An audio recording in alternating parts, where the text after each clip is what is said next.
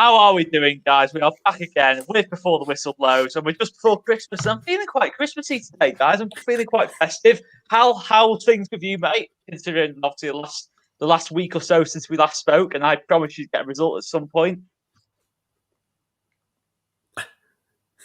Oh, great. And you didn't. Great. Yeah, I feel really festive now. Thanks. Do you know what? That I spoke to a friend of mine, Hal, right, who's a Blade, and he was messaging me, and he seen it as a confidence boost. He thought you played decent, obviously scoring 2 goals. Do you take any sort of confidence at all? The fact, like you say, you only ever score 1. You've scored 2. So do you get any confidence from that? I think the bigger question is the fact that you're talking to other Blades. I think we need to we need to discuss that. I feel that's quite a slant. I thought we were building quite a nice relationship, and I felt we were ready to go, to the next level of our football friendship. But if you're speaking to other Blades on the side, at least you're honest with me, and that I respect. And I think we can work on this. We did score 2 goals, but let's be honest, Dean Henderson really came back to help his beloved Blades with both of them that he let in were real clangers. And actually, the second one is going to be ignored because Manchester won. But that's awful. If we'd won 1-0 and that second one had been the one he let in and he sort of just held it over the line with Lindelof's help, people would be talking about that. And he didn't do himself any favours with his own claim to be England's number 1 last night. Well, not only his claim, but also your claim last week, I remember. That he's the best English goalkeeper. Well, I'll obviously have to stick by that because I said it. But he did pull off a good save at the end to deny Lys Mousset, but he just was not on it. And really with goalkeepers, I think all of us here know, you need to play consistently. And he wouldn't have even known he was going to play that game. He wouldn't have been expecting.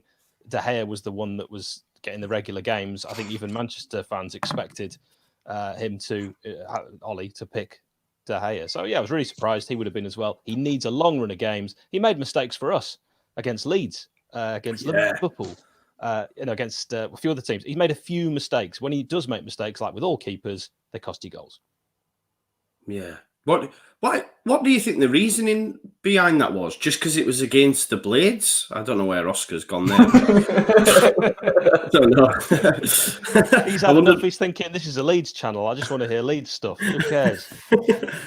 But why do you think Ollie did that then? Because it was a bit like out of the blue, weren't it? I like how the whole dynamic has shifted now that Oscar's gone. He's no longer in charge. You've had to take over the mantle. You're throwing the hard questions at me. I think, it was as simple as that. Old club. Let's give him a chance at the ground, which actually, had it been full, I'll tell you now, he would have got a fantastic reception from every Sheffield United fan. And I've seen Man United fans, I just called them Man United. I've seen Manchester fans have a right go at Dean Henderson on Twitter today. And Dean, if you ever want to come back to a place where that won't happen, where you'll have full support, come back to beautiful downtown Bramall Lane. You'll always be welcome. Love that. Go on, Oscar. He's still with us, yeah? Let's remind ourselves of our fantastic sponsors. Another cracking piece available this week. We have got a signed Cookstown Cafu, Stuart Dallas. It just gets better and better and better. Stewie Dallas framed boots. That beautiful boot of that beautiful Irish utility van that we all love. It's played over 200 games now, a fan's favourite.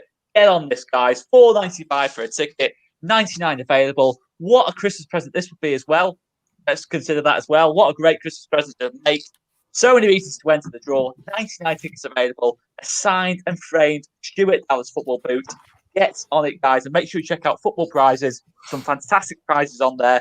And even if you're not a Leeds fan watching this, make sure you check them out anyway, because it's not just Leeds United stuff. Make sure you check them out after this video is finished. And we are also joined now by our flying Welshman, Mr. Locks. How are we, mate? How are we, my friend?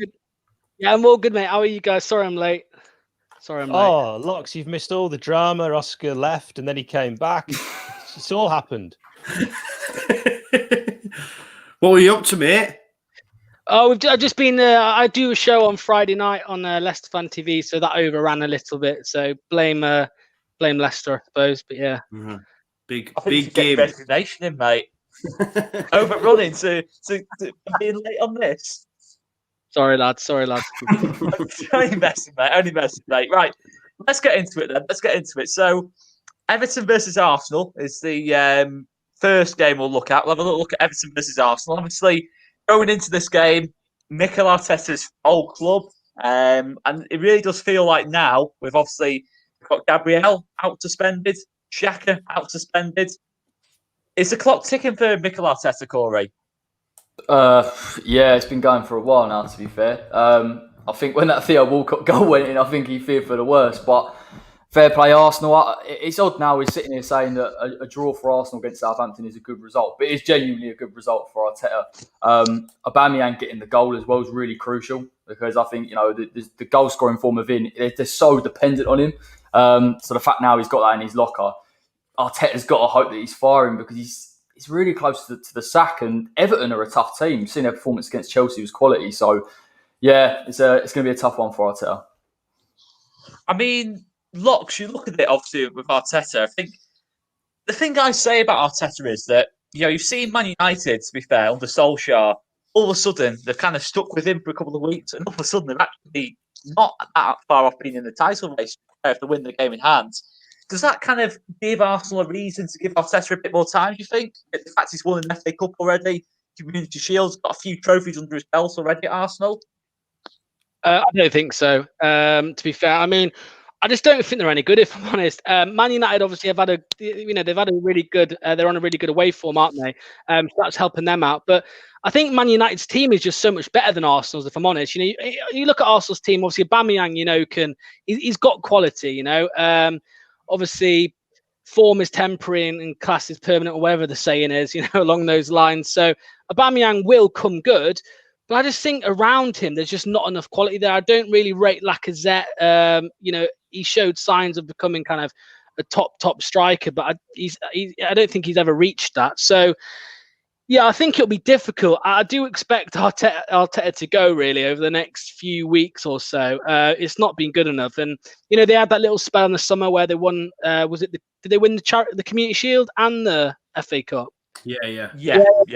So that provided a bit of a boost to the Arsenal fans, but you know what the Arsenal fans are like. Obviously, once they've made their mind up, that's pretty much it, isn't it? So I can't see him staying for much longer. I see them potentially getting a result against Everton because obviously they beat Leicester 2-0 the other day, but they weren't that good. Leicester were just absolutely shocking, as they tend to be every now and then. So I see them maybe getting a result against Everton, but I don't think it's enough for Arteta to keep his job, in the long run, really. I mean, how all of a sudden Everton, just going to Everton, the home team in this game, after having a great start, a shocking middle, they've actually now slowly recovered. They've beaten Chelsea and Leicester away and picked up 6 really crucial points there. All of a sudden, the 5th. I mean, what do you genuinely think of Everton? Is that a fair reflection of what they are as a team, just inconsistent, or can they genuinely push for the top 4, do you feel? It's interesting, isn't it? Their record is the exact polar opposite of Arsenal's. Everton have won 7, drawn 2, lost 4. Arsenal, they've won 4, drawn 2, lost 7. So when you look at it on paper, I always think Arsenal really still have quite a strong squad, but Cuddly Carlo has worked wonders. Everton have got injuries, but unlike his neighbouring manager across the city, Carlo Ancelotti is not complaining and he's not demanding extra substitutes. He's just getting on with it quietly, and he's doing a fantastic job. And they have got firepower, which really, again, on paper, Lacazette, Nketiah and Aubameyang sounds slightly more threatening than Everton's strike force. But Dominic Calvert-Lewin is just doing the business and become the striker that I don't think any of us thought he was going to be. I think he'll be damaging again this time round. He'll be the key. Mm-hmm. I mean, Joe, obviously, you look at the last 2 games for Arsenal. Yeah, they were well in control of that Burnley game, and then Xhaka, being Xhaka, just turned into Granit Xhaka for like 30 seconds, decided to grab the guy by the throat after fouling him. They probably would have won that game. And obviously against Southampton, you look at it and think, is it genuinely just a bit of bad luck? Can you point to it as a bit of that as well? I think there's something more going down. I think there's something more It's no coincidence for me that they keep getting these red cards. I think Xhaka, I don't know if any of you have seen it, it was on Twitter. Xhaka was in the programme notes saying how they all need to stay together and they all need to be disciplined, and then he got himself a red card in the same game. Like, what's going on there? I think this whole Ozil situation, and he keeps on tweeting after games when they're getting beat and all this sort of stuff. Like, it's really dodgy, and I think there's something going on behind the scene. Do you know what I mean? Like, there's obviously a lot of bad apples there for me. It's an impossible job, isn't it, really? It's turning into the England job, isn't it, that Arsenal job? Ever since Wenger's gone, it's just gone from bad to worse, really, hasn't it? And it's, like you said, be careful what you wish for. Do you know what I mean? Like, no disrespect, Arsenal fans. Supporting a club that's been down to League One. Like, you know, Hal, like Locks, you know, we've all been there. We know what it's like when your club is on the bottom. And we're back now. We're all in the Premier League. But for Arsenal fans, the way they went on over Wenger, do you know what? It's a little bit of serves you right. Because totally. Do you know what I mean? Like, how... Look, they've just won an FA Cup, for God's sake. I would give my right arm for Leeds. I know we've just won the Championship, but I'm talking major honours. You know, I say this all the time. Yes, we won the First Division. I was 4-year-old.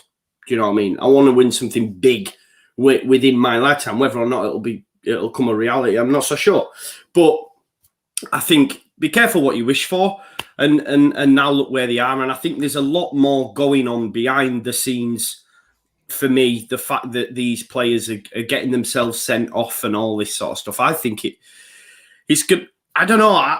Look, I was doing some research earlier myself. It's their worst start to a Premier League campaign or a campaign since 1974.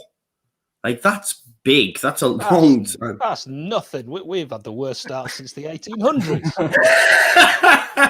Come along. But you get what I'm saying. I mean, but there's still, I was on a stream earlier on, there's still people like, nah, trust the process. He's the man. He'll make it right. And I just don't know if I agree. I suppose January needs to come thick and fast for them. If they do some decent business, then they pick up results. Then I guess it's like, okay, yeah, that, you know, we'll look at what we're doing next season. But if he does spend in January, and the form continue. I mean, losing at home at Burnley is shocking, isn't it, really? For a club of Arsenal's stature, you know, we could get beat up early, that's fine, but we're not expected to do what they're doing. We don't have the calibre of talent that they do. And Gabriel's going to be a huge loss. He's been the best defender. He gets a red card. He's going to be a huge loss. So I can't see past an Everton win on the weekend, if I'm honest. Well, give us go on. What's your prediction then going into that? 2-0. 2-0 Everton. 2-0 Everton. Yeah. Locks, what are you going for? 1-1. 1-1. Hal, what about you? 1-0 Everton. And Joe and Oscar, you remember when we were joined by a very nice Manchester City fan, and he was telling us how City fans wanted Arteta over Guardiola. And just the thought of that now, incredible. Yeah. I don't know. Pep dropped points to get home to West Brom. Yeah, I suppose. Although they had a fair few shots, whereas Arsenal against Burnley, they never looked like winning that game. Burnley were really good. And I think, do you know what as well? If Ralph, I'm going to murder his name, Ralph Hasenhüttl didn't take his foot off the gas, Southampton should have won that game as well. And every time I see it now, I look at the Leeds result and think, how did we not beat them? Because it seems like a really massive points drop, to be honest, the way they've gone on since that game, you know? So, yeah. Everton all day. Corey, what are you going, mate? Good guy, same as Locks, 1-0, I think. I'm gonna join Corey and Locks. I'm gonna go for a 1-1 as well. Let's go on to the Saturday afternoon game between Crystal Palace and Liverpool. So obviously this one, you look at, and obviously Liverpool, we know we've got Jurgen Klopp, the best manager in the world, actually officially now. Absolutely. I demand a recount. I demand a recount. To be honest, he shouldn't even be in top 3, if you ask me. I don't know why he's in there. Just moans. But anyway, you look at it. Obviously, Klopp is said to be fuming about the lack of substitutions. Guess how many substitutions Jurgen Klopp made against? There we go. He never makes it. Zero. It's absolute nonsense, isn't it? I think we've discussed this already. It's absolute nonsense. But can Crystal Palace cause a shock here, Corey? Wilfred Zaha, can he cause a shock here?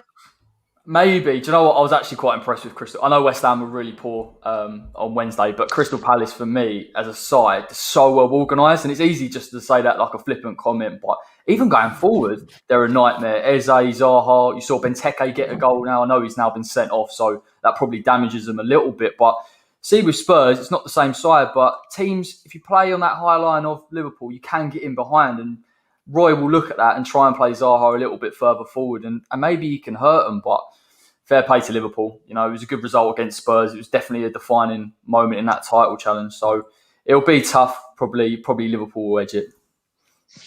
I mean, Hal, this season we've seen Palace win at Man United, get a result against Tottenham, and just being competitive pretty much in most games, really. You know, and surely this is the kind of game where someone like a Hodgson can sit back a little bit and hit him on the counter. Surely that's sort of Liverpool's kryptonite at the minute.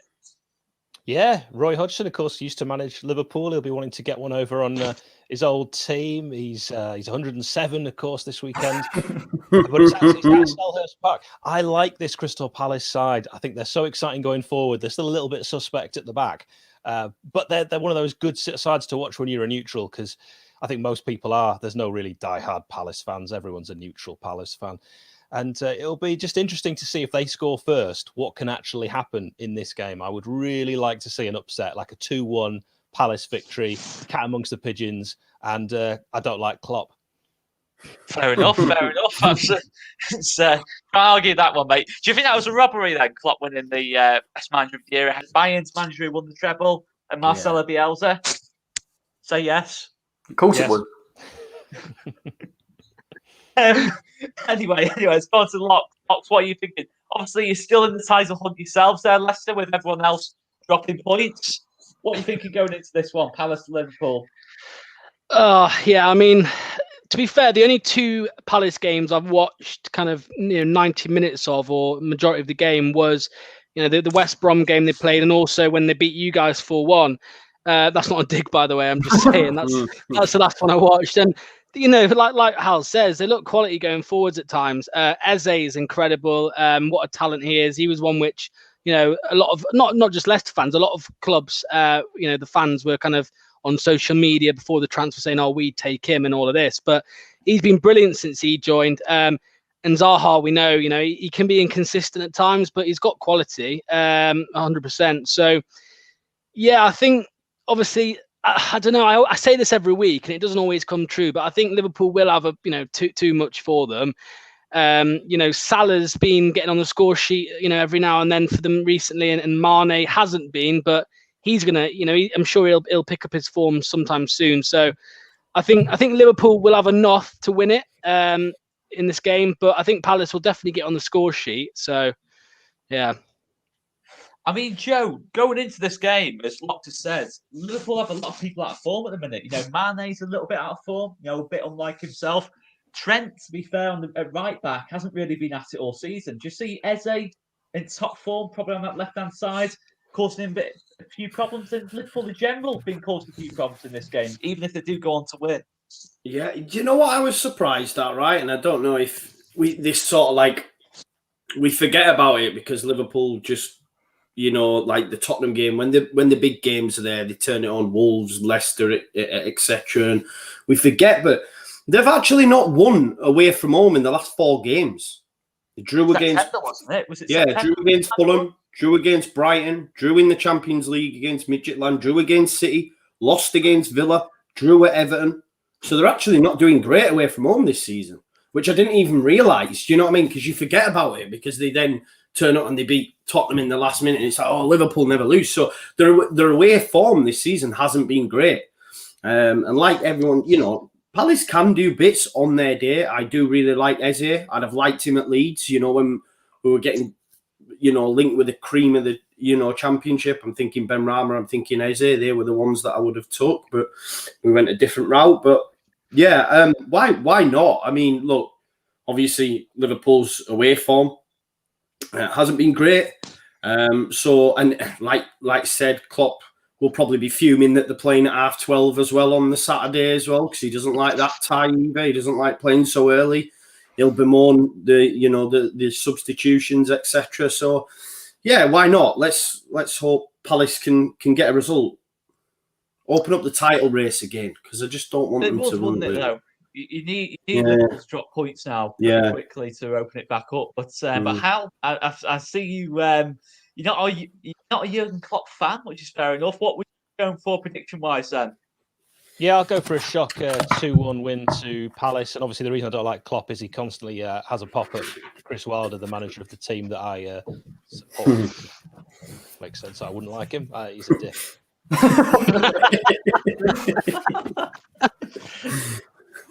Corey, what are you going for, mate? I was going to switch to 1-1, but I'll stick with it. 2-1 Liverpool. Locks? 2-1 Liverpool, same as Corey.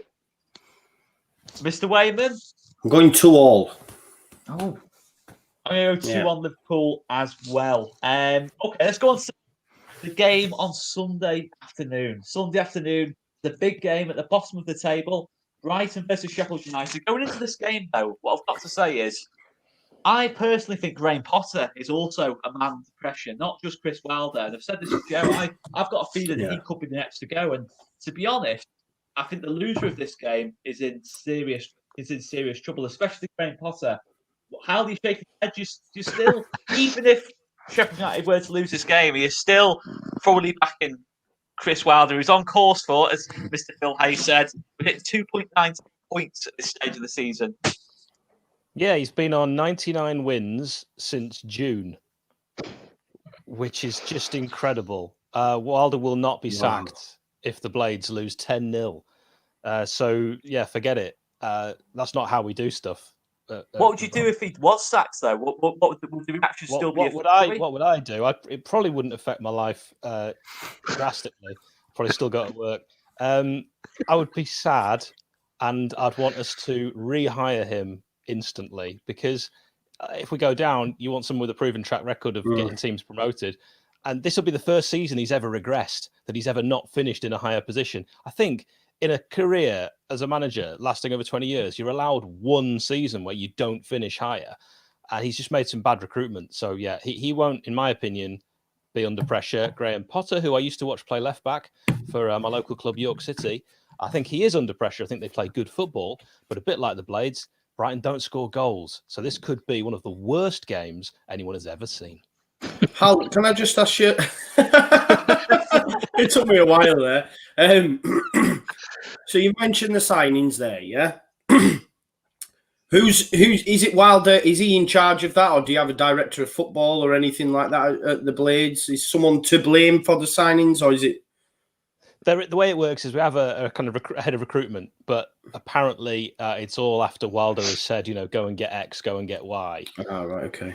A lot of the targets went to Villa, so that was a bit of a shame. We obviously haven't got any of our, apart from Ryan Brewster, none of our first choice targets were achieved, and that's what Wilder said. If you believe that Aaron Ramsdale was maybe the second choice after Dean Henderson made it clear that he wasn't going to sign permanently. I think we dodged a bullet on Ramsdale, to be fair, because we were linked with him for a short while. 18 million. Was that how much you paid for him as well? Yeah, 18. And of course, he used to play for us. Has he struggled that badly, though, Hals? I mean, obviously he's not done as well as Dean Henderson, but is he being one thing? Well, last night, it was pretty much take your pick of who had the worst night. But one game, though, would you not say... I mean, against Leeds, to be fair, in that game we won at your place, I thought Ramsdale was probably one of your better players on that day. He's third most saves this season in the Premier League. So I personally am pro Rammers. I'm not against him. He's been signed for the next 4 years, not 13 games. He's had a few wobbles, made a few mistakes. But because we haven't been scoring, every goal he's let in has been crucial. True that. I mean, Corey, obviously looking at this game, I mean, as Hal said, both teams struggling to score goals. Brighton, okay defensively. Obviously, Ben White, Adam Webster at the back, doing a decent job for him so far. I mean, where would you see the game being won or lost if it was not a 0-0 like Hal's kind of alluded to at the minute? I'd have to say probably match-up formation-wise quite similar with the wing-backs. That's going to be a little bit of a battle. I don't know if Lamptey's playing or whether he's out or not, but That's going to be interesting. I think it could hurt Sheffield United, but what do you know for that? No, just nothing. Comment, that's not. Just to clarify, sorry, it was I mean, my personality has nothing to do with how Sheffield United's season is progressing. I've had this for a long time. Yeah. Anyway, I thought with Sheffield United was interesting because I think there's definitely, I know Sander Berg went off injured and he's obviously such a crucial player for them, and I really, really rate him. You see when that second goal goes in for Sheffield United, all of a sudden they're playing that switch pass, trying to get in behind. They've got a bit of confidence. You'd hope for Sheffield United that maybe they take that into the Brighton game because they'll try and press them. Sheffield United will probably try and be able to get in behind. I thought McGoldrick was quite impressive as well, to be fair to him. And I was dropping back a bit deep at times. Brighton don't score enough goals either, if I'm honest, and they should be scoring a lot more. So I think it's one in the wing-backs possibly, and I think Sheffield United might nick it. What I noticed, Hal, was before coming on today that there was talk on the Sheffield United way about a potential formation change, about David McGoldrick dropping into the 10. And you seem very keen on that to happen. Is that that's if what that Corey's happens, do you just win the game? about? Yeah, that's exactly Corey's spot on. So when we started playing better and McGoldrick dropped deeper, was a formation change, and Wilder never changes formation really. Certainly not from the start. It's only in game. But all us playing, and I do speak for all of us, we want to see McGoldrick playing in the hole with probably Brewster. Always looks good when he comes on. He's only started 3 games. He's been very unfairly treated. And maybe someone as lightning quick as Ollie Burke or Lys Mousset. Both of them have got pace to burn. We want to see that. We're not going to see that because Wilder won't change. He's a bit formation stubborn. But I think if we did go for something like that, we'd be attacking from the off. And we don't tend to do that. The only thing I'd say, Hal, is that I know you love Chris Wilder, but you seem to have a lot of criticism for him, considering he's got 1 point from 13 games. Surely he's got some better work. But the only reason I say this is you've got Fulham. I think who else is down there? Who else is there? West Brom. Surely it'd be a massive, massive missed opportunity if he went down this season when the rest of the bottom 4, bottom 5 look poor. There's no point sacking Wilder now. Look, realistically, we've got 25 games left. You take out the top 6, we're not going to get any points from them. So then we've got to win 11 out of 18. It's not going to happen. So if you get rid of Wilder, whoever you bring in isn't really going to turn that around. So there's absolutely no point getting rid of Wilder. With his 1 bad season, he'll be absolutely fine. He'll learn a lot of lessons from this because it's the first time it's ever gone wrong. Fair enough. I mean, looking at this game, do you think it's going to be as bad as what's being made out of the minute, or do you think we might just Sheffield United, to be fair, look going forward, if they do make that formation change, do you see a bit more of an open game? Considering both teams have got a win as well, surely it's going to be a little bit better than what we're expecting.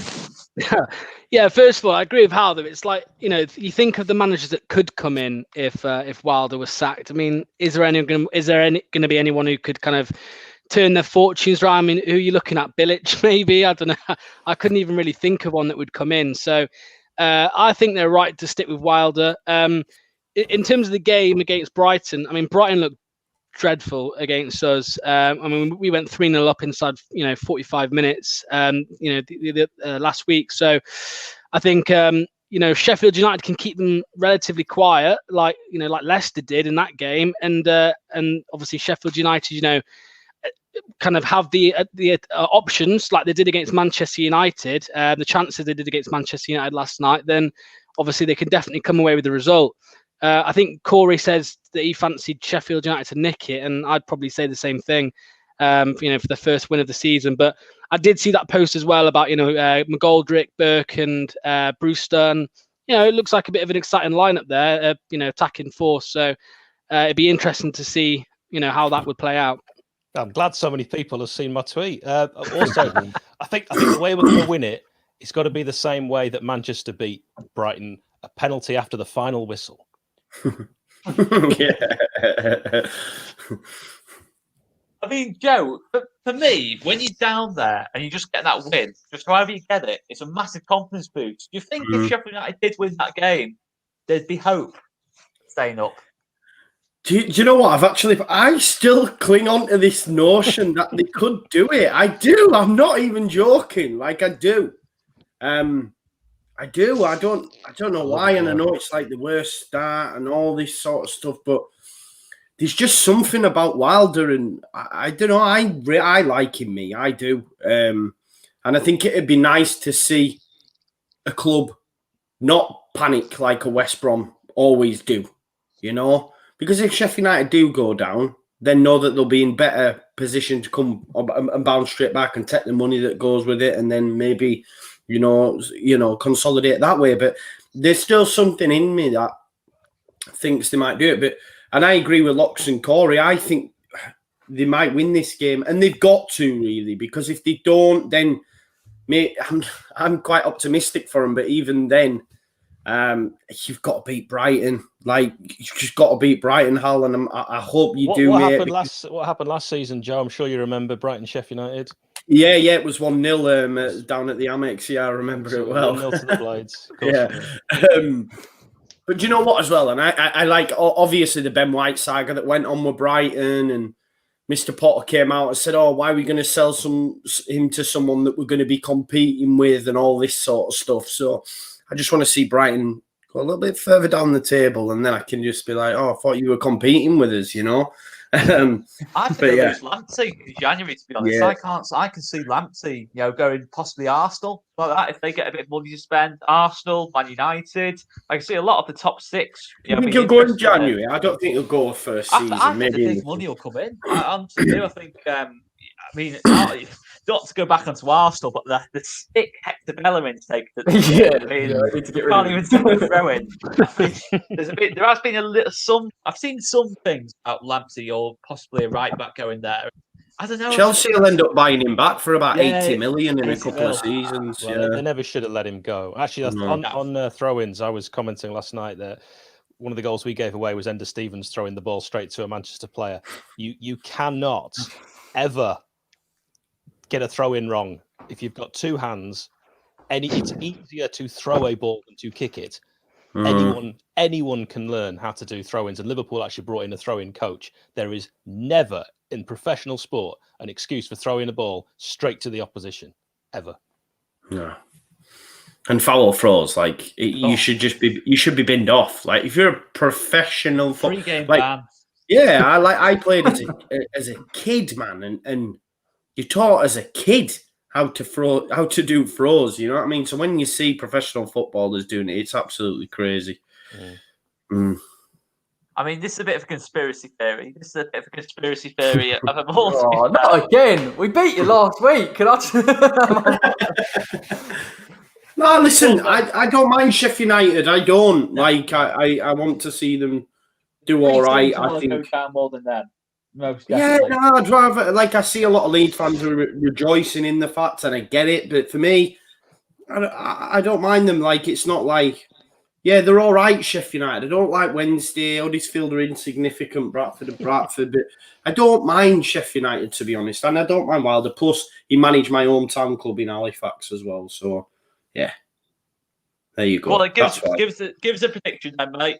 1-0 for me. 1-0. Brian Brewster. 1-0 as well, yeah. Hal, what are you going? Well, this is at Brighton, we should mention. So are you all saying 0-1, yeah? We're saying you're going to win, mate. Right, okay, good. Yeah, 5-0 Blades. Nice, love it. Corey? I'm going to go 2-1 Sheffield United. I'm going to go for a 1-1 draw on that one. We'll just go on to actually a top class there. Top class. We've got a lovely little super chat there again off Mr. Samuel there. Absolute top class, that mate. Top class off there, Samuel Epstein there. Hey, look at that! It's £1 each. That's quite true.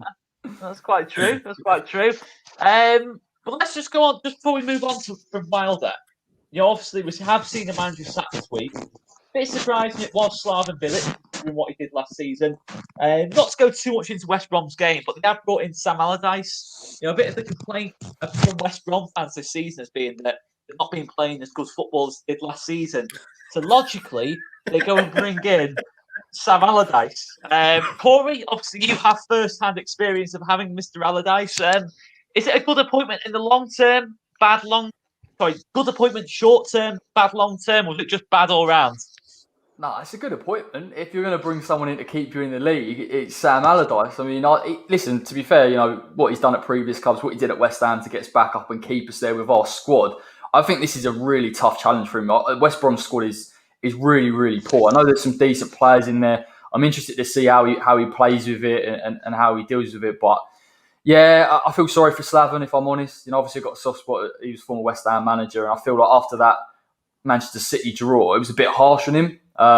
Possibly could have given him more time, but I don't know, mate.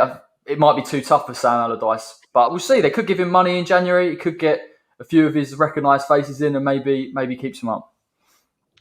He's going to get Kevin Nolan in Kevin January. Nolan. Kevin Nolan, Matty Taylor, Allardyce, all them lot. No, I think it's going to be probably the toughest job for him, to be fair, out of all the jobs he's had to try and keep a team in the league. I mean, how do you think it was the right decision to A, sack Bilic, and B, bring in someone with experience like Allardyce? No, it's a panic decision. They just had their best result against Manchester City away from home. I mean, they were a bit lucky, but still, you could have used that as a springboard. I like Slaven Bilic. I think, remember when he was doing all that commentary? I think it was during the Euros. Everyone loved him because he speaks good sense. He's a good football man. He's a great player as well. Big Sam, of course, called Big Sam because he's overweight. You are correct, Jordan, when you say he's never been relegated. That is true, but he's never had a task like this. West Brom's best player is Pereira. You're right there. Pereira. And I'm not sure how Sam utilises a player like that, who's someone who's going to be playing, in the hole. Furlong's also a cracking player. He's going to go 4-4-2, and that won't suit a player like Pereira, and that'll be a shame because he's very exciting to watch with the way they've been playing three up top. I'd take him at Leeds, when they get relegated. I'd take him. I think he's class, me. You talk about Pereira rather than Big Sam. Yeah. But like you said, I like Conor Gallagher as well. Yeah, Conor Gallagher and Dean Garner as well. But I like Dean Garner because it sounds like Dean and Agana, former Sheffield United strike pairing from the late 90s. Nice. 80s. Get him, boy. Get him in, man. Locks, I mean, obviously, as we've said, there's a lot of attacking talent there. Do you think if Allardyce can just get him keeping clean sheets and they can just win games 1-0, is that a possibility too? Can Sam Allardyce keep him up, do you reckon? I mean, you've always got to say yes because of his record, I suppose. I mean, they were 3 points off safety, West Brom. It's not, no disrespect, it's not as bad as how Sheffield United have been. So, sorry. That's a good point, Locks, because everyone in here is saying, Sheffield United are going to be fine. We've got no problems. West Brom, with a man who's never been relegated, they are screwed.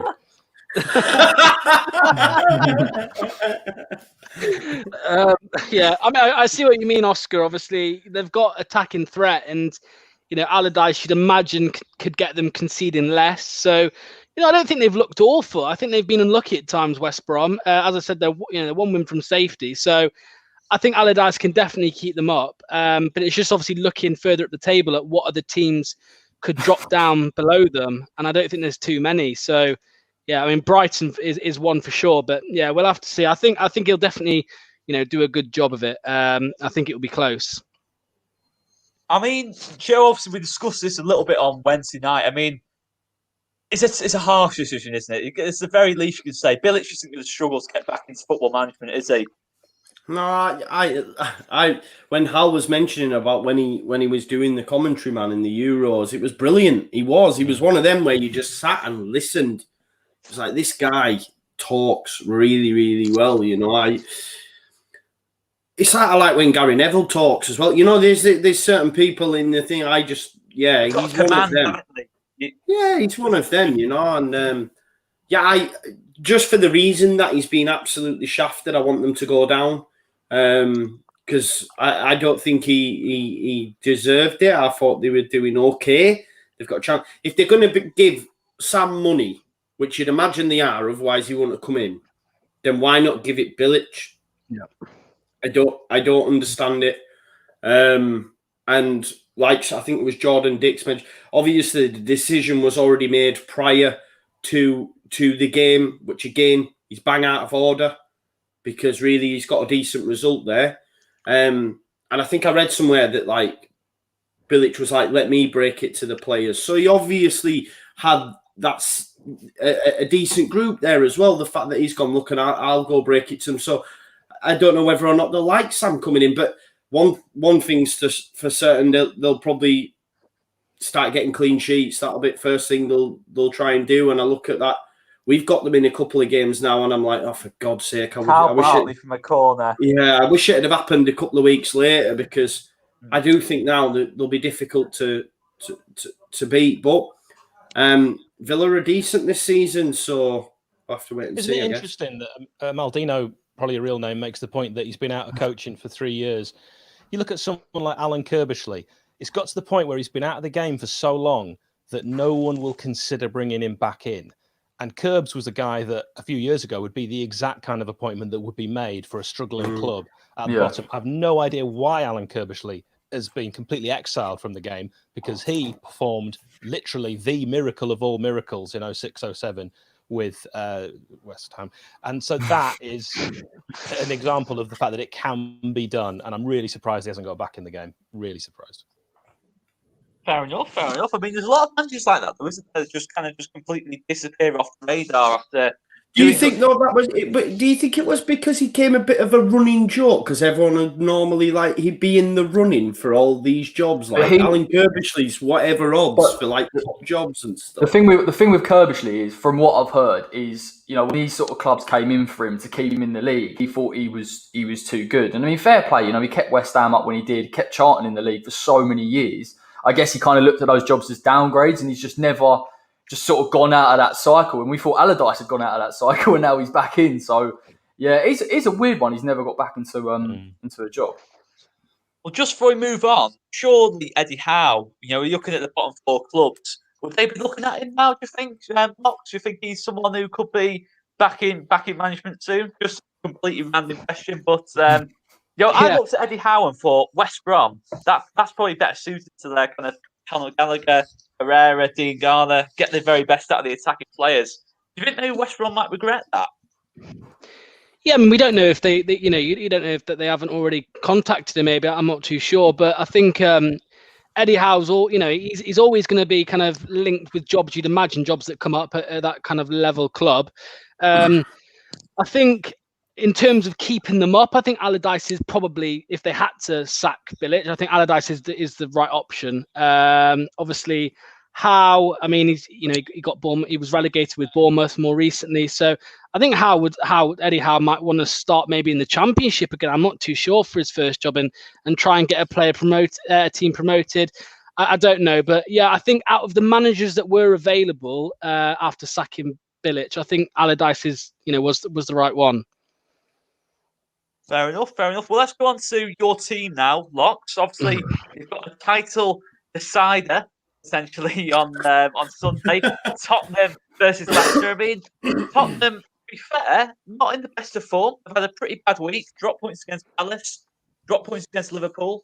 I know, of course, that's rather disappointing midweek game, but surely you've got to go in with a bit of confidence now that all of a sudden everyone else is dropping points around you, and obviously no more Europa League for a couple of months. Surely there's got to be some confidence going into that game, hasn't there?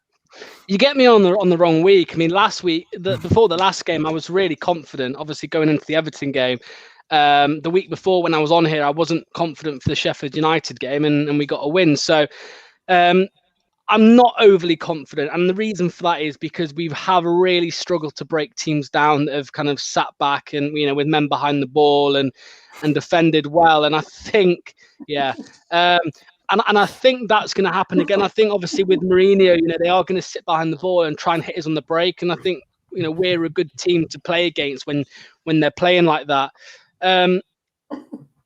We're the only thing which it's that Lineker derby. It's that Lineker derby. I never knew that was a thing, to be honest. The Lineker derby.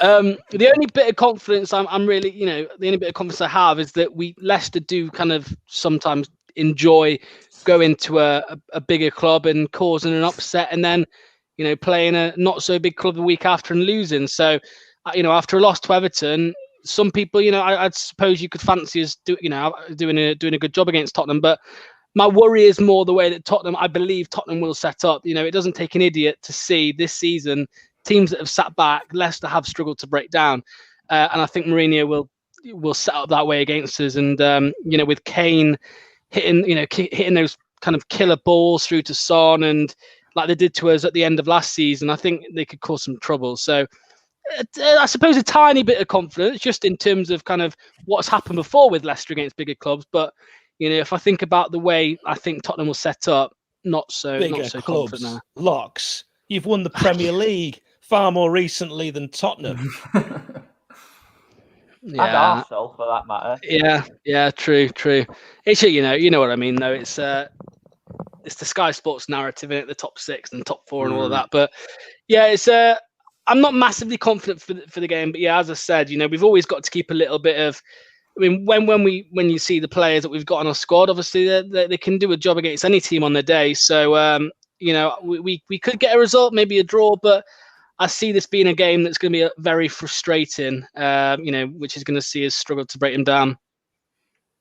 That's a weird thing, though. Leicester aren't considered in the top 6, but Arsenal are. And Arsenal haven't finished in the top 6, I don't think, since Arsene Wenger left the club. So I've never got that one, to be honest, but never mind. I mean, Corey, obviously, tactically, as Locke has said, is Leicester's big problem just not losing the ball and allowing Kane to just counter him? Is it as simple as that in this game?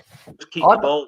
I don't really understand Leicester sometimes when I watch them, because earlier in the season, a couple of times, obviously against the City when they beat them, was it 5-2? And they sat behind the ball and they did it really well. And Mendy in that game was fantastic. And Maddison comes on, changes it. Then all of a sudden they want to play a little bit more progressive. Then they start conceding a few more goals. Even against Fulham, they were getting beat on the press in that counter. So I'm not really sure why Rodgers, for me, every time I watch Leicester, keeps chopping and changing it. I think it was perfect for Everton. I think last 2 games they've sat behind the ball and made it difficult for teams, and that's super frustrating. Mourinho's just going to give them the ball. I mean, if you're clever against Leicester, you'll give them the ball and you'll hit them on the counter. And for me, Tottenham are one of the best in the league at hitting you on the counter and getting men forward as well. People forget they talk about Son and Kane, but they'll bring Bergwijn in there. I know he missed that obvious chance against Liverpool, but they'll definitely get chances, Spurs, even if they do sit behind the ball. How, if Leicester won this game, would they be genuine title contenders for you? Yeah, and I hope they do win. And I like teams like Leicester shaking things up. I loved it when they won the league. Locks knows that. It gives us all hope, doesn't it? I mean, it gives us all hope that it is this game that's all about money.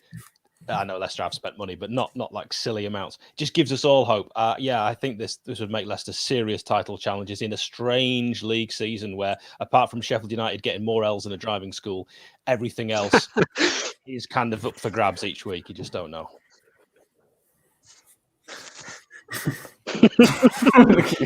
He's gone. For me, mate, you're on form tonight. You are on form tonight. I've got to say that.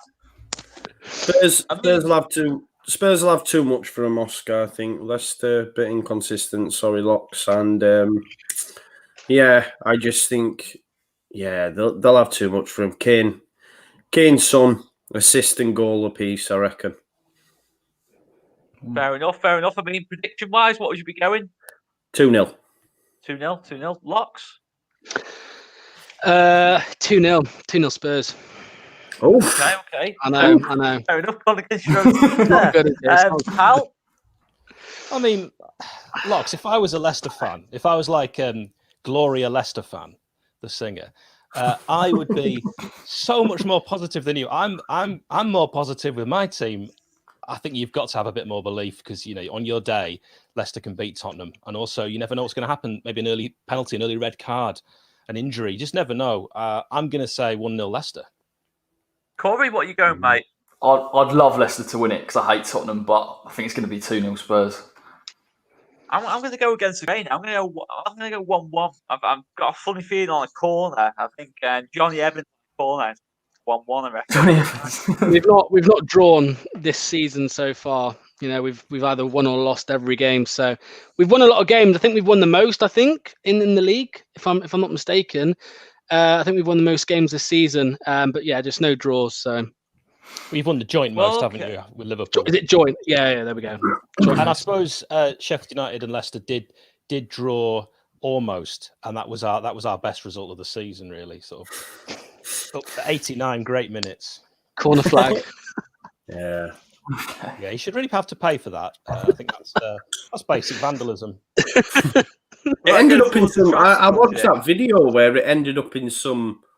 Was it Locks you who sent it me across? Yeah, we had some guy on a show, John Regan. He's the father of Getty Images photographer Michael Regan, who goes around with the England squad and the Leicester squads and stuff. So, yeah, he saw the corner flag in one of the huts at Bramall Lane and just asked them, "Can I have it?" And they said yes. So they took it home. Video, I watched that as well. It was a great advert for doing things pre-recorded rather than.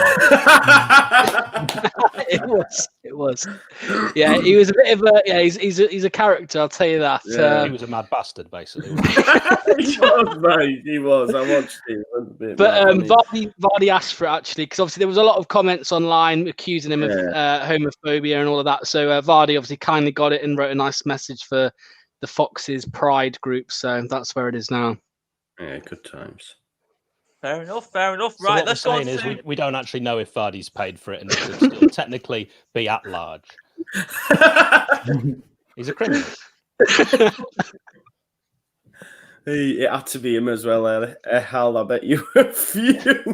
Well, I had a little. Locks asked me to pick something where he had to. Locks, do you want to explain the head shaving thing? Because I don't know. I mean, we might get the boys here to decide if you have to shave your head.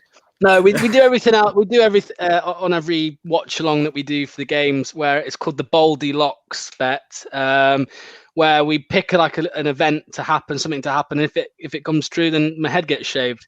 Hal kindly chose Jamie Vardy to score and to do something offensive towards the Sheffield United fans, but I don't think it was offensive towards the fans. Oh, he just I don't know. I think Baldy Locks might be a thing now. Oh, I don't know, Locks. I thought it was a bit offensive. I think not to attack a corner flag. I mean, I'm a Sheffield United fan, and I was offended. Oh, you definitely got that Bob Henry there, to be fair, didn't you? It was always going to happen, wasn't it, though? That's the thing. It was the easiest thing. Well, I didn't create Baldy Locks. We'll have a chat about it later. Right, let's go on to the main game of the weekend. By far, of course, a certain team. Sheffield versus Leeds United. It is on Sunday. I mean, obviously, me and Joe are going to talk a lot about this one tomorrow night. But Corey, I mean, tactically, you're looking at this game. Leeds struggling a lot on set pieces. Harry Maguire, who's probably about 6 foot taller than any of our other players, so it feels like that. Yeah. Obviously, Rashford on the counter attack. But you look at Leeds, Rafinha versus Luke Shaw. Is this going to be a goal fest, you feel? Possibly. I mean, look, it hinges on how Ollie perceives Leeds United, whether he respects them or not. If he respects them, he'll sit a little bit deeper. I hope you press them and then hit him on the counter. That would be the sensible thing to do. But like you see with Ollie, he makes random choices each and every single game. So he might not. He might try and pressure as he always does. One thing on Man United, Pogba's actually looking quite good since he's decided he wants to leave as well. So, I mean, that could be something to look out for from a Leeds perspective. But I think you've got chances in this game. I really do. I think Bamford, particularly, the movement can really do Maguire and Lindelof. Like we saw in that Newcastle game at points, it was unbelievable when you had about 5 players on the counter-attack. Bringing Pablo in as well was a 10. You're probably screaming for a bit of a 10 in that side as well. So definitely goals in this game, mate. But watch out for Rashford, because to that goal he scored the other night, I know it was probably a dodgy save from Ramsdale, but it was unbelievable. I'll turn off corners in the settings for this game. I mean, to be fair, if there was no set pieces, I don't think, are they, over the course of the season, or have I misheard Maguire that? Scores 1 so far. Maguire scores 1. I don't know if any other players have scored from set pieces so far, but if this was just like, talking about open play, surely Leeds got a bit of an edge here, in terms of, I genuinely look at Man United's midfield, McTominay, Fred. I mean, Joe, would they get in Leeds' midfield? McTominay and Fred? No. Leeds? No. That's but, up a lot. But you've then got Bruno, Martial, Rashford, Greenwood, and that's Martial what. and Greenwood have scored 3 goals combined this season. Yes, but my concern is with this game. Listen. Look. My concern is with this game is Ollie, as Corey tells us, and Corey's bang on. When Ollie has to break teams down and has to take the impetus in games, he struggles, and that's why I don't think they're doing that well at home. Personally, they've got a gash record at home this season, one of the worst records I think at home since forever. But the thing is, he's not going to have to break Leeds United down because Leeds United are going to go at Man United from the get-go, which means, like the Leicester game, like the Tottenham game that's coming in a few weeks, and hopefully not, and Sunday, we are going to be susceptible to the counter. And my worry is, especially with Martial scoring the other night as well against Sheffield United, Rashford's different gravy, and I'm allowed to say that now because he's such a nice human, so that's okay. But I'm just really concerned. But on the flip side, they're gashed defensively, so we can create. And I feel it could be a bit of you score 4, we'll score 5. I think it could be that kind of game. It's definitely not going to be 0-0. There will be chances aplenty. I'm just worried about the counter from Man United. I am. Really worried. I mean, Hal, before going on there, you did say you'd have decent confidence in Leeds in this game. Why exactly is that? Because Leeds can score goals, and Manchester United, they can also score goals, but they can concede goals. I know Leeds can as well. Leeds have actually conceded more goals than Manchester United this season, but I do believe if Leeds play to their fullest potential, everyone on the pitch, and I really like Leeds midfield, I think that's where the strength is, I think they can out-battle Manchester United. I think they're going to want it more. They're going to be tougher in the tackle. I think Leeds could really surprise quite a few here that are going to expect Manchester United with those games in hand to just keep winning now, that kind of Ollie momentum that he occasionally has, and then it looks like he's under pressure again, and then the momentum comes back. I've got a really funny feeling that Leeds are going to nick this one. I think it's going to be exciting. It's probably a 3-2, something like that, but I see Leeds winning this, especially off the back of the fantastic result against Newcastle. I mean, locks, obviously Leicester and Man United have had a lot of big battles over the last couple of years. I mean, when you look at that game to an extent, I mean, obviously you know a lot about Harry Maguire. Do you think he struggles badly against a Patrick Bamford type striker? Yeah, of course. I mean, obviously Bamford he's not got loads and loads of pace, but he can. I mean, I think he could definitely outpace Maguire. I think. I mean, as Hal said, it's going to be a battle in midfield, and I think Leeds will have enough about them to kind of win that battle. I think Man United at times can be absolute, wusses. If I'm honest, they've got technical quality. Of course, they have Bruno, Martial, Rashford. Martial's broken his duck now, so I'm sure he'll have confidence. But I mean, spot on what Joe said. I think this is just going to be who scores the most goals in this one. I think obviously both teams can score goals, both teams can concede goals. So it's definitely not going to be a 0-0. I'd say more like at least 6. At least 6 in this. So at least 6. So game of the weekend, 3, 4, 3. Who knows? But I think it's going to be kind of a who can score more. And if I'm honest, I can imagine Leeds scoring more. So, Man United are that inconsistent. They had a win against Sheffield United last night, and that tees them up to lose, doesn't it, in the next game? So, I love the way you said. I think Bamford would outpace Maguire. I think Hal would outpace Maguire after 8 pints. To be honest, I think I'm actually very fast. That's actually one of my strongest attributes. So I wasn't having to go with you. That's like 8 pints. No, I don't drink either. So if I had 8 pints, I would actually. And Joe would outpace Maguire after 8 pints. I would die. I don't drink either. Or I'd outpace Maguire after 8 pints. Anyway, let's move on. He's trying to make a joke. Oscar, I'm rapid. All right. In fact, when this COVID crisis is over, I challenge you to a race, sir. Before the whistle blows live. I'll tell you what, that'll get ratings. Yeah. Sheffield Good, United good. away versus all Leeds TV. Yeah, we'll go down to the London Stadium where they've got that running track. that massive track. Right, Oh anyway. no, I won't want to go down there. Actually, that'd be a bad show. I won't. We'll go anywhere but there. Go on, then, let's push your predictions then, guys. Obviously, you've got to say Leeds win, otherwise you get kicked off the stream. So let's get on to it. Let's go on to Corby first. I was going to go 2-2, but That was a joke, by the way. yeah, I reckon it'll be 2-2. I reckon it'll be 2-2. There are definitely goals in this game. Al, what are you going? 3-2 Leeds. I love that. Locks? I've said 6 now, haven't I? So I'll stick with it. 3-3. 3-3. Joe? 3-1 Leeds. I'm going to get 4-3 Leeds. I'm feeling it. I'm feeling Rafinha against Luke Shaw. I mean, Man United fans call him James Corden. I mean, it's just going to be a real. I think for Rafinha, if he turns up, Rodrigo, and I know going forward, to be fair, Fernandes and Martial, we don't stop them for me. If I'm being totally honest, I don't think we stop them. But I think it's going to be a bit of a Liverpool type game, a bit like that one. I don't think Man United is as good as Liverpool. And to be fair, on that day, Leeds almost got a result.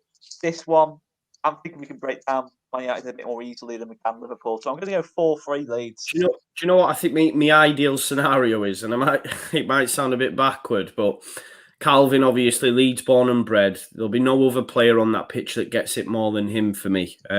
Ollie, maybe, having played in the fixture.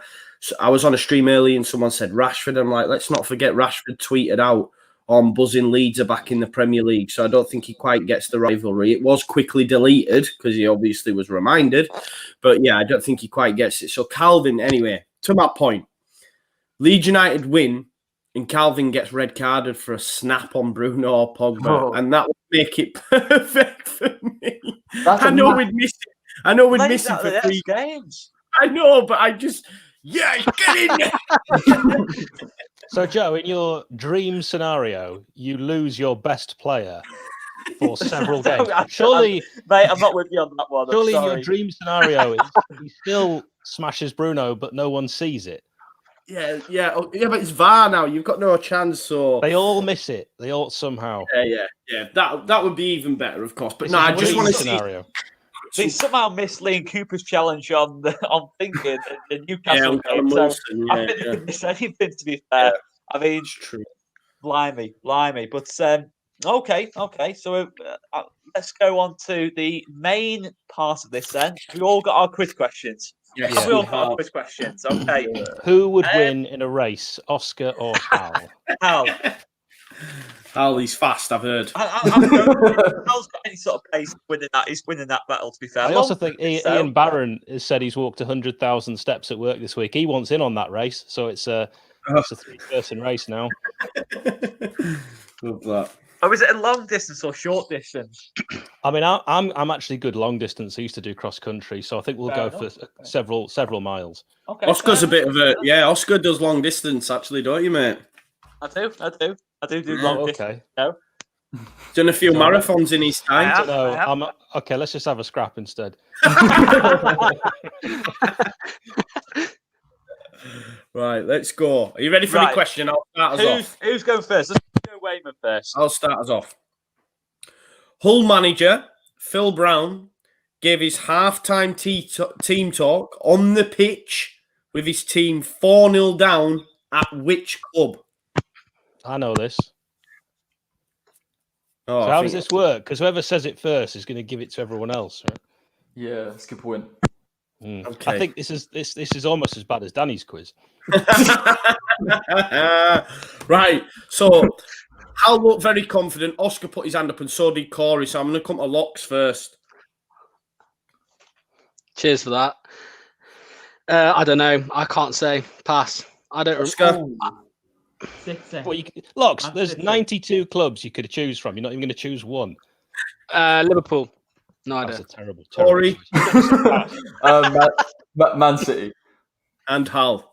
It is Man City. Brody's Yeah. boys. This is the best trip I've ever been on. There you go. Yeah, it was Man City. That was a bit of an easy one for you, wasn't it? To be fair. Not for locks. He got it wrong. So if you don't notice that, got it wrong. Fair enough. Go ahead. Oh, blimey. Right, so go on then, Locks. Give us your question then, mate. Yeah. So I'm doing it like basically closest wins, or you could get it dead on. So in 2016, Eden Hazard scored a late equaliser versus Tottenham to win the league for Leicester. Which minute was the goal scored in? I mean, the clue is that it was a late equaliser. I haven't seen it live. I'm gonna go, and I know this might sound crazy because I don't know the answer. Let's stop looking at the comments. No, I'm not. I'm gonna go 97th. Nice. All right. I think the question should have been: should Locks have had to shave his head? Oh, shut up. Yes. I'll go 92. Okay. I'm going to go a bit earlier than that. I'm going to go 80. Okay. Corey. I'm going to go 83. 83 is the answer. So Corey's got it. Dead on. I mean, some would say Corey looked at the Gandalf. No, I swear on my life. 908. Can't be hard. It was the first week we did it was the best when he went. No. I Does it use radio? That's very convenient. That I mean, the answer Dan Dobb wrote that at 908. The time is now 909. Oscar, are you saying that a West Ham fan cheated? I'm not biting. Big shout out Dan Bob who got it right. To be fair, through the magic of Google, no doubt. Yeah, who's up next? Go on then, Al. Give us yours. Interesting, Corey. Okay. Which nation won the first European Championship? So now we call them the Euros back in 1960. I think. I ain't got a fucking clue.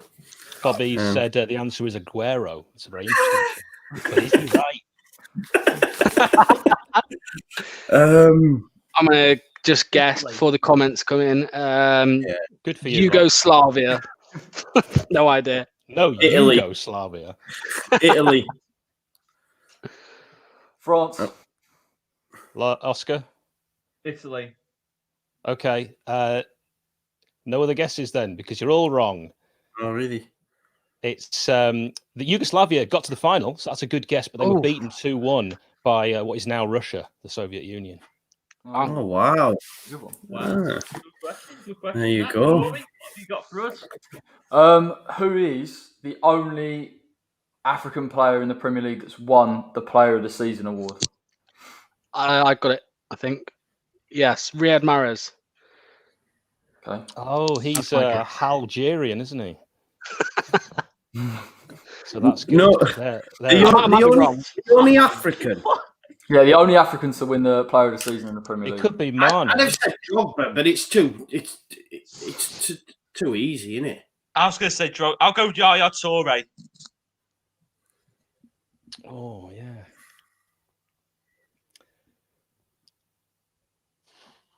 Someone's put Kante. Kante is French. Surely there's more than one. Why are you looking at the comments, Joe? I'll give my answer. I'll give my answer. Fair enough. What's Adebayor. to here? Adebayor.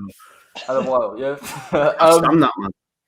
Oscar, you said Toure, didn't you? So it is. It's actually Mo Salah, which Wow. is crazy in a way. I thought Toure would have won it or Drogba, but he's Salah. Are you sure Mahrez didn't win it? 100%. Who won it in 15-16 then?